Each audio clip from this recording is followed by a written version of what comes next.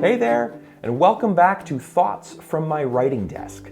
This is where I sit down, I chat about writing, and I share some of the ideas that are bouncing around in my head. Today I am drinking good old Kicking Horse coffee, Ola. That is so good. Let's dive in. Okay, today's theme is character development. Every writer's journey is a little bit different, but creating dynamic, relatable characters is always a must. Characters are the heart of your story. They're the very thing that make your world come alive. Character development isn't just about giving your character a backstory. It's about how they evolve and what drives them forward. Think of them as real people with flaws, dreams, fears, and growth arcs. The best stories are the ones where characters change, grow, and discover something important about themselves. In my own writing, I always focus on the internal journey alongside the external journey. Like with Theodore Bergen in my upcoming novel, he's not only trying to save his sister from Gorgon monsters, he's also trying to overcome his own fear, anxiety, and self-doubt. It's essential that every character has a personal stake in the story, something that makes them move forward and keep pushing. But there should also be something that's pulling them back, some part of them that is resistant to change. That way, as they face challenges, they're forced to confront and face a truth about themselves, then decide whether they're going to overcome it or not. So when I'm trying to build a well-rounded character, I always think about what they want, what they need, and what their objective is. But then I also think about their obstacle, their blind spot, and what's standing in their way. That way, my story feels aspirational, but also consequential. The key is consistency. Even if the character is flawed, if they're going to change, it should feel earned, not just the flip of a switch. So let's go back to Theo. He loves his sister and he wants to do everything he can to keep her safe. But he's paralyzed by anxiety and self-doubt. So every time he faces a conflict, he wants to shut down. And the whole story is about him developing the skills and tools to learn to live with himself, accept his shortcomings, and yet still press on. It's not about overcoming his challenges and making them disappear. It's about rising to the occasion and not letting those challenges stop him. And it doesn't all happen at once. It takes time and hardship. It's the slow burn that makes his transformation so meaningful. So if I was going to give you one key tip, I'd say don't forget to make the relationships matter. Characters grow not only by facing external enemies, but also through how they interact with others. These relationships, these friendships, these rivalries and romances, they're mirrors that reflect their own internal growth. So maybe ask yourself, how does each character's relationship with others reveal something new about them? What's driving them to connect or push people away?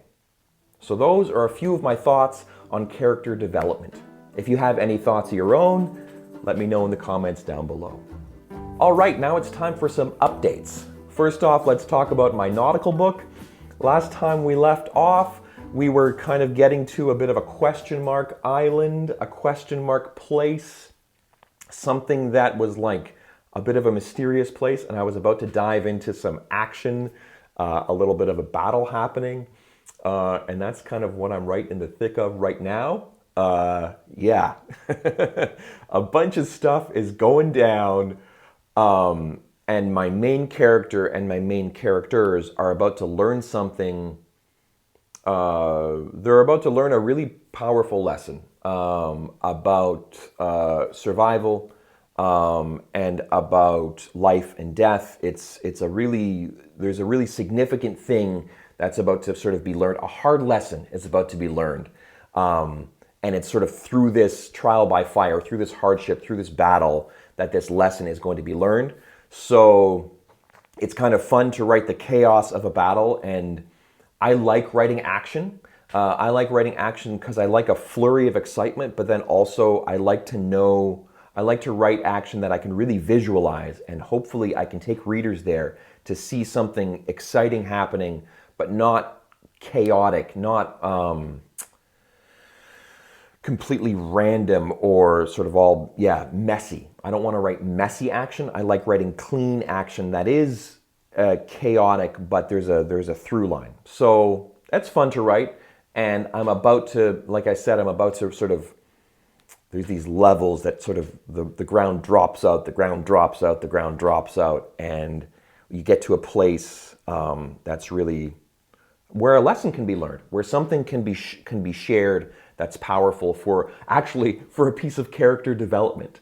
So that's neat. Like when I plot a character arc, I often have these beats, these things that have to be learned because my character is going to have to get somewhere by the end of the story. Yeah, and that's not where they start off. So how do they get there? It's by learning these powerful lessons along the way. Yeah, so that's kind of where I am with the nautical book. Once this lesson is learned, then we're going to be progressing towards the culmination of it all, which is exciting. But I'm not in a rush. I'm taking my time. I'm enjoying the process. For me, it's about the journey, not about the destination. So yeah, so that's where I'm at with my nautical book. Next, short stories. I've written and released a couple short stories since we last talked. I did one.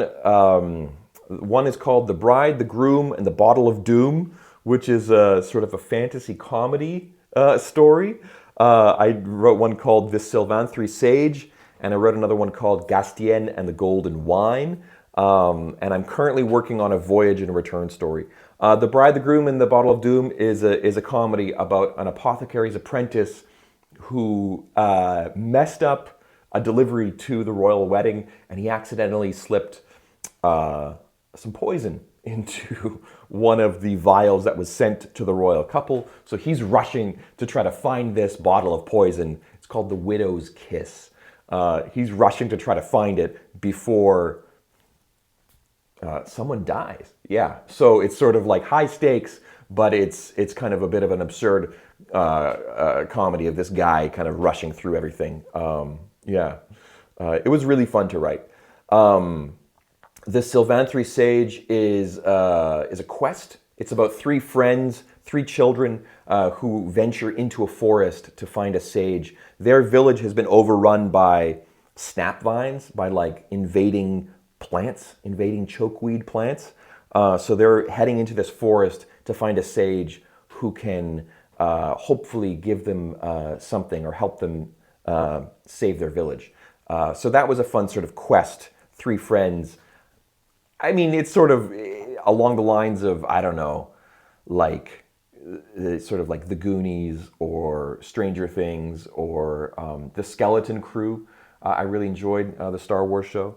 So yeah, that was a fun sort of like three kids on an adventure to save the grown-ups. Yeah, that was really fun. And Gastien and the Golden Wine is a rags to riches story. It's about a man, a farmer who he has vineyards and they're all dying, and he's going to have to give up everything. And then he discovers this vine that has golden grapes, and he realizes that he can make a golden wine out of these grapes and become rich and powerful. And as he does that, he realizes like it's changing him in different ways. So it's sort of like he does get rich and powerful, but at a cost. And is that cost worth it? So it's a little bit more of a fable, maybe like a morality tale. And that was also really fun to write. And now I'm writing a voyage and return story about a man who was captured. So it's a prisoner's return. He was sort of taken taken prisoner, and it takes him a long time to get home. And by the time he gets home, he has changed, and home has changed. It's kind of nice to write these short stories that feel like they're like mini epics, but you can kind of bake it all into like a couple pages, which is really fun to do something, to explore some of these larger stories, but in kind of manageable pieces, like in terms of to be able to write them and then also to read them. So yeah, short stories are really fun. I'm really enjoying the process. But that's kind of my updates on short stories. And essays, as always, I'm often writing essays that sort of go alongside the short stories that I'm writing. I work with a particular theme or idea with a short story, and then I write an essay that sort of like pairs well with it. I actually wrote one really short, just like a positive affirmation essay poem called "You Are Enough," and it's just about, you are enough just as you are. You don't have to do anything. You're enough, and you're worthy of love. I feel like it's a message that I often need to hear, and I want to share that with the world. I wrote another essay called "Why Structure Matters in Fantasy," just talking about structure and why, at least for me, building a story on a structure really helps, because we're talking about sort of fantastical, wild, mystical, imaginative things. It could really take an audience far out there, which is fine. A lot of people can do that. But for me, I ground it in a structure that makes sense. So at least we have a steady rhythm, and we have an understanding of where we are. I know where I am as a writer, and hopefully then the reader knows where they are, where we are. So structure matters because it gives us a grounding point, a point of connection. And then we can say these wild, imaginative, fantastical things, but it's sort of, the story is grounded in something. And I also wrote an essay about priorities and obsessions. Just kind of breaking down what my priorities are, being, family, personal, my own health, mental, physical, and spiritual health, and also fulfillment. Those are sort of priorities of mine that really give me a lot of life. And I also have obsessions. And my main obsession recently, and sort of for most of my life, is creativity. There is a point at which creativity is a real priority for me. It's like, it gives me a lot of life, and being able to express myself and share something is very important to me.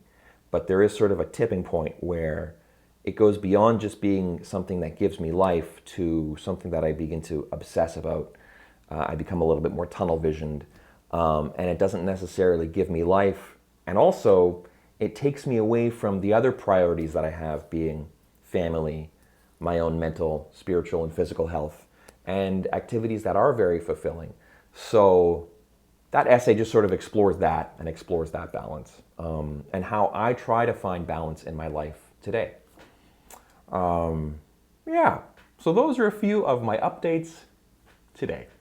Okay, that about wraps it up for today. In the next episode, I'm thinking about taking a deep dive into plot structure, but I'd love your suggestions. Let me know in the comments. As always, thanks for watching, and happy writing.